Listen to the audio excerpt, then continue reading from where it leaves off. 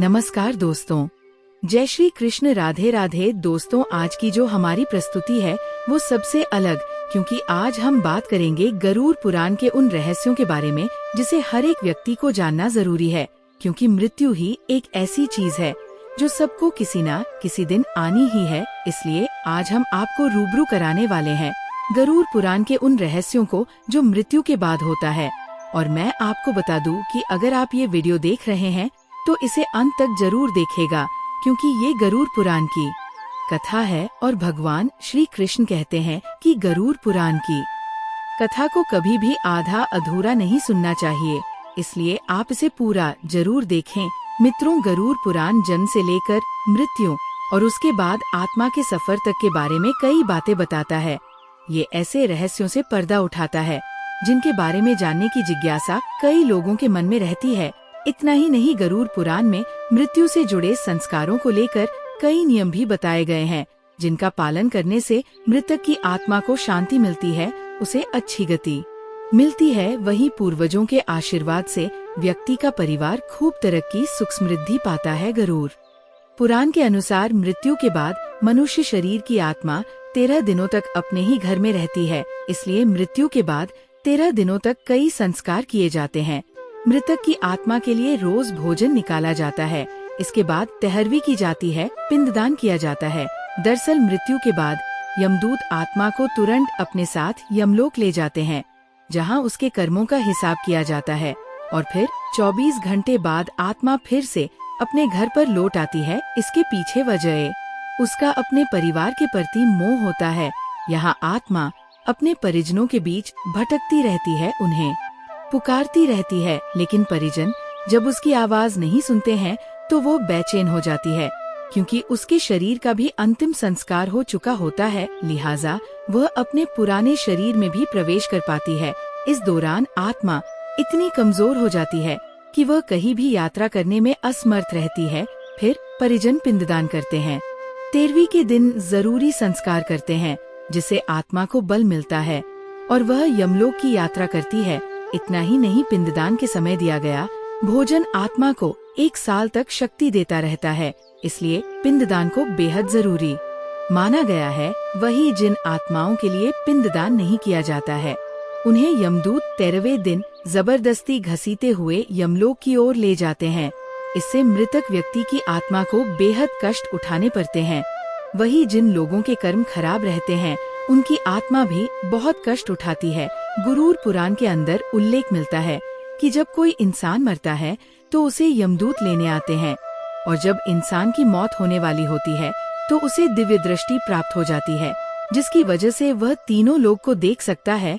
गरुड़ पुराण के प्रथम अध्याय के अंदर उल्लेख मिलता है कि जब यमदूत मरने वाले इंसान के निकट आते हैं तो उसके बाद उस इंसान की इंद्रियां विकल हो जाती है और यमदूत उसके शरीर से प्राण निकाल लेते हैं।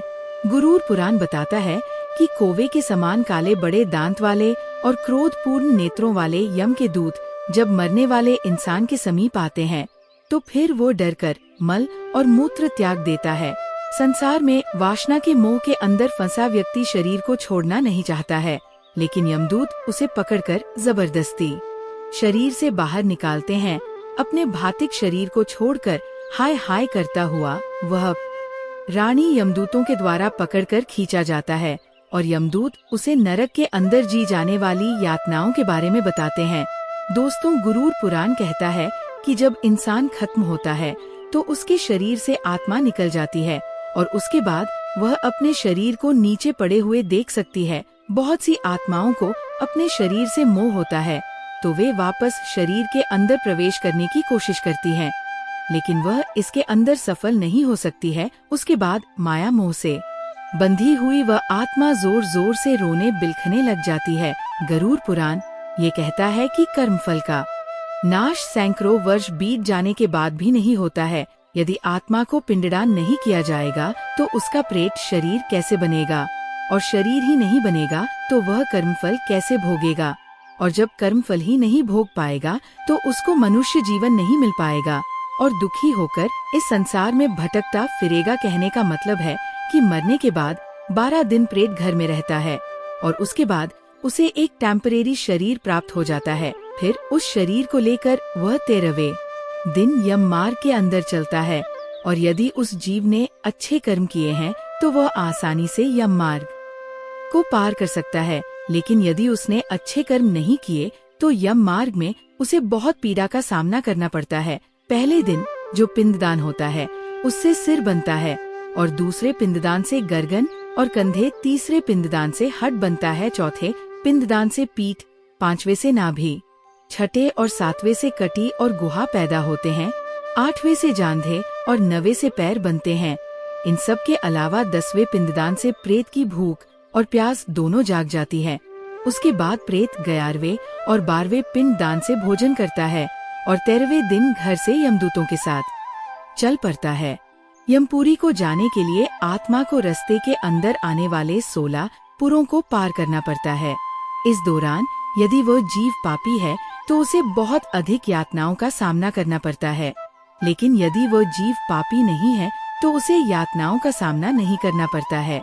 यम इन सब के अलावा जब आत्मा यमलोक में पहुंच जाती है तो उसके बाद उसे यह टेम्परेरी शरीर को छोड़ देना होता है। ऐसा गरुड़ पुराण के अंदर उल्लेख मिलता है। दोस्तों, जो लोग अचानक से किसी एक्सीडेंट या किसी और वजह से मरते हैं, उनको ये एहसास नहीं होता है कि वे मर चुके हैं। जब इंसान इस तरह से मर जाता है तो अचानक से आत्मा उसके शरीर से अलग हो जाती है और वे खुद को बहुत हल्का महसूस करते हैं। ऐसी स्थिति के अंदर जब आत्मा अपने शरीर को सामने पड़ा हुआ देखती है तो उसके बाद उनको ये एहसास हो जाता है कि वे मर चुके हैं। इन सब के अलावा मरे हुए इंसान को बहुत अलग ही फील होता है, जैसे कि उसके सारे रोग ही कट गए हैं और वे खुद को अजीब सा महसूस करता है। दोस्तों, यह तो आप जान ही चुके हैं कि मरने के बाद आत्मा 12 दिन तक घर में रहती है। लेकिन क्या आपको पता है कि कुछ पापी आत्माएं इन 12 दिन के अंदर ही अपने घर वालों को परेशान करने लग जाती हैं? हमारी नानी बताती है कि उनके यहाँ पर एक व्यक्ति की मौत हुई थी। मौत के 3 दिन बाद ही वहाँ इंसान प्रेत बन गया और घर के लोगों को परेशान करने लगा। दोस्तों, उसके बाद घर वालों ने जैसे तैसे 12 दिन बिताए और फिर उस आत्मा को किसी तांत्रिक को बुलाकर जब्त करवाया। हालांकि सारे लोग एक जैसे नहीं होते हैं, कुछ लोग घोर पापी होते हैं और इसी वजह से वे मरने के बाद प्रेत बन जाते हैं।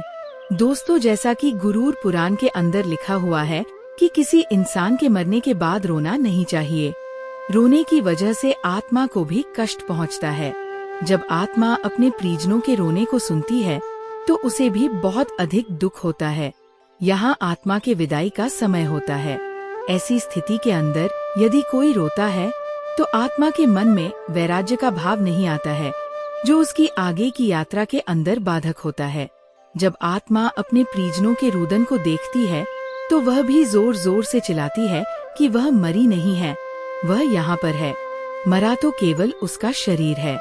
हालांकि उसकी बात को कोई नहीं सुनता है, क्योंकि उसे कोई देख नहीं पाता है। हिंदू धर्म ग्रंथों की माने तो इंसान के जन्म लेने के मकसद को कभी नहीं भूलना चाहिए।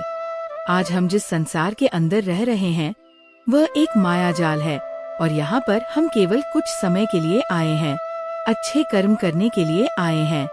हमारा ये घर नहीं है। बहुत से लोग यही समझते हैं कि ये संसार ही उनका घर है। वे इस संसार से और घर परिवार से जुड़ जाते हैं और उसके बाद पाप कर्म करते हैं।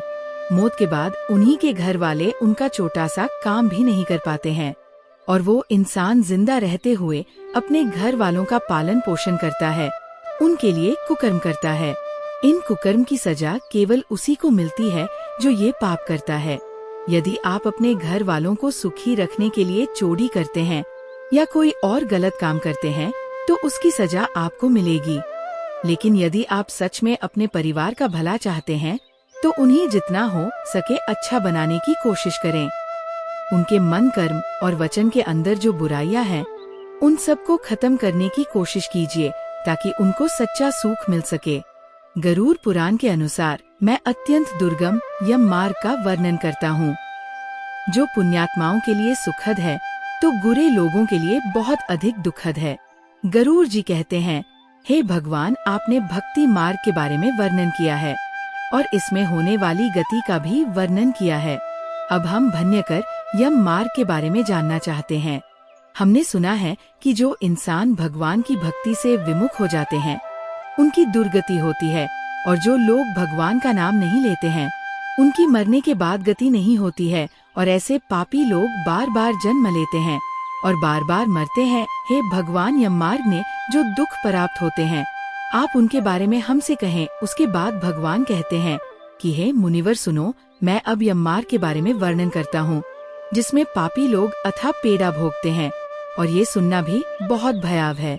जो प्राणी सदा पाप कर्म करते हैं, दया और धर्म का उनको कोई मतलब नहीं होता, दुष्ट लोगों की संगति में रहते हैं, सत्शास्त्र और सत्संग से विमुख हैं, धन और मान से चूर हैं, असुरी ताकतों को प्राप्त है, जिनका चित्त विषयों में अटा हुआ है, जो मोह जाल के अंदर फंसे हुए हैं और कामना होने पर भूगने में लगे हैं, ऐसे व्यक्ति नरक के अंदर गिरते हैं।